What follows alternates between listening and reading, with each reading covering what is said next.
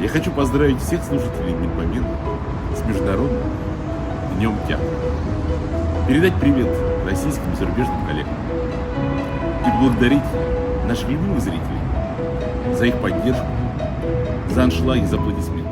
Я хочу пожелать всем творческого вдохновения, любви, здоровья. И чтобы всегда в вашей жизни были приятные моменты.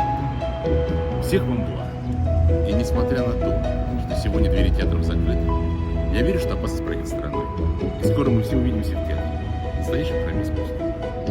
А сегодня я предлагаю собраться у себя дома и провести вечер за просмотром фильма «Рязань. Театральная история». Фильм, который был создан медиацентром Рязанского театра кукол по инициативе Рязанского отделения Союза театральных деятелей. Я думаю, что этот фильм понравится не только любителям театра, но и всем рязанцам. До новых встреч!